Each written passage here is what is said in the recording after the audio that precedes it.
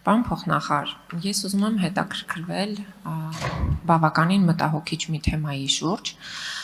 երբ քաղաքական իշխանությունը օր ու գիշեր խոսում է խաղաղության մասին, որ վերջապես խաղաղությունը մեզ պատուհասել է, բայց մենք ունենք 2025 թվականին հայոց բանակում զոհված 30 զինծառայողներ, ընդ որում 24-ը նրանցից ծառայության հետ կապ չունեցող հանգամանքներով պայմանավորված։ Ես ուզում եմ հասկանալ Պաշտպանության նախարարությունում ինչ հետևություններ են արվել, որովհետև ստացվում է մենք մի կողմից ունենք խաղաղություն եւ թշնամին չի կրակում, մյուս կողմից մենք ունենք անպատասխանատու ղեկավարներ տեղում, ովքեր չեն տիրապետում իրավիճակին եւ տարվա մեջ 30 զինծառայող սպանվում է, զոհվում է տարբեր հանգամանքներով, ինքնասպանություններ եւ այլն։ Ես ուզում եմ հասկանալ, երբ որ գործերը հարուցվում են գնում են քննչական, բացի դրանից Պաշտպանության նախարարությունում ինչ պատժամիջոցներ են կիրառվել, քանի սպա, քանի հրամանատար է պատասխանատվության ենթարկվել եւ ինչ պատժամիջոցներ են կիրառվել։ Շնորհակալ եմ։ Շնորհակալություն, թեև քննարկվող հարցի հետ կապ չունի, սակայն նշեմ, որ Պաշտպանության նախարարությունը մշտապես ուշադրության կենտրոնում է պահել այս ցավալի թեման,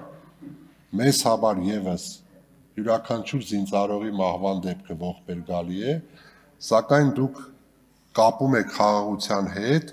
մոռանալով հիշատակել, որ 25 թվականին հակառակորդի հետ շփման գծում մենք որևէ դեպք չենք ունեցել։ Մահվան դեպք, այսինքն ես լսել եմ դա ուզում եմ ֆիքսենք որպես խաղաղության պարգև եւ դրական ցուցանիշ։ Ինչ վերաբերում է մեր ունեցած զոհերին, որոնք խաղաղ պայմաններում են, բնականաբար սա մտահոգիչ է, բայց նաեւ ուզում եմ ձեզ տեղեկացնել, եթե տեղեկացված չեք, որ վիճակագրությունը մշտապես ներկայացում է համեմատության մեջ։ Եվ համեմատության մեջ մենք ունենք դրական շարժընթաց։ Եվ որ կապ չունի ում համեմատ, 24-ի համեմատ, եւ նաեւ միգուցե ուրիշ տարիների համեմատ, օրինակ, երբ կներեք, ես չեմ ցանկանում քաղաքականացնել, բայց Պաշտպանության նախարարությունը ղեկավարվել է այն իշխանական այդ պահին խմբակցության կամ չգիտեմ քաղաքական ղեկավարության կողմից, որի ներկայացուցիչը դուք եք։ Բանակում մշտապես եղել են նման դեպքեր եւ կխնդրեմ դուք վերլուծությունը եւ համեմատությունը անեք ընդհանուրի մեջ։ Կտեսնեք ձեր պաշտոնավարման տարիներին, ձեր քաղաքական ղեկավարության եղել են արդյոք դեպքեր, թե ոչ։ Եթե եղել են 25 թվականի համեմատ շատ են դեպքերը, թե ոչ, ընդհանուր դեպքերից քանիսը կապ ունեն ծառայության հետ, թե ոչ, նաև ներկայացվել է, որ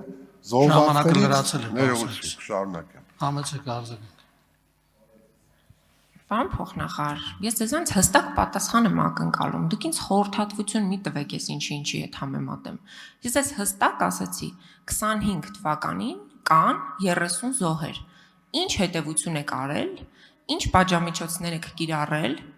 հրամկազմի նկատմամբ, ում թողտվությամբ տեղի են ունեցել ծառայության հետ կապ չունեցող հանգամանքներում մահվան դեպքեր։ Ձեր համար դա միայն ցավալի վիճակագրության արձանագրում չպիտի լինի։ Դուք գերատեսչության կոնկրետ ներկայացուցիչ եք եւ դուք հստակ պիտի պատասխան տաք 24-ի համեմատ ինչ վիճակ ա եղել, դուք պիտի համեմատությունը տաք եւ եթե դուք ունեք դրական դինամիկա, շատ ուրախ եմ դա արձանագրել, բայց այնուամենայնիվ ես ուզում եմ հասկանալ, ինչ հետևություններ եք արել, որովհետեւ գործերը գնում են քննչական ու դուք ոչինչ չեք անում դրանից հետո, ոչ մի հրապարակային տեղեկություն չկա այն մասին, թե կոնկրետ հրամանատարը, կոնկրետ իրավիճակում ինչ պատասխանատվության է ենթարկվել, երբ որ այդ զորամասում տեղի է ունեցել ցավալի դեպք։ Վերջինը տեղի է ունեցել իհարկե 26 թվականին իմ հայրենի Վարդենիսի զորամասերից մեկում դաժան սպանություն, հետո հրազենային վնասվածքով մահ։ Հիմա ով պիտի դրա համար պատասխանատվություն կրի։ Մենք ոչ մի տեղեկություն չունենք դրա մասին։ Եվ հորդորելու փոխարեն դուք ձեր պատասխանատվության գոտում պատասխանեք ձեզ հասցեագրված կոնկրետ հարցադրմանը։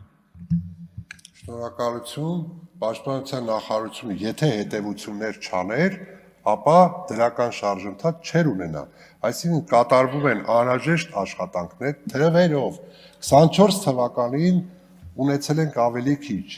25-ին 24-ի համեմատ ավելի քիչ։ Հետևապես հետևություններ եւ կոնկրետ քայլեր են իրականացում։ Այդ քայլերը ձեզ համար որքանով են տեսանելի, դա կարևոր չէ, որովհետեւ եթե անգամ դրական է, դուք չեք տեսնում։ Որտեւ լավ բանը դուք, եթե ունենք դինամիկա, նվազում եւ դուք այսպես ինձ ասում եք մի հորդորեք, ես ձեզ հորդորում եմ կրկին դրական լույսի ներքո նայել, որովհետեւ մենք եթե հետևություններ չանենք, մեր ցուցանիշները կլինեին ավելի վատ։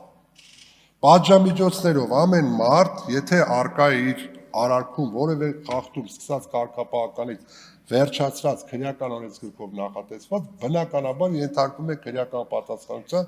կամ կարգապահական տույժերի։ Ըստ արարքի հետևանքի վրա է հասնում կոնկրետ պատիժ։ Խնդրում եմ ձեզ նաև այս հարցում լինել ավելի օբյեկտիվ։ Ուղղակի այդքան բան։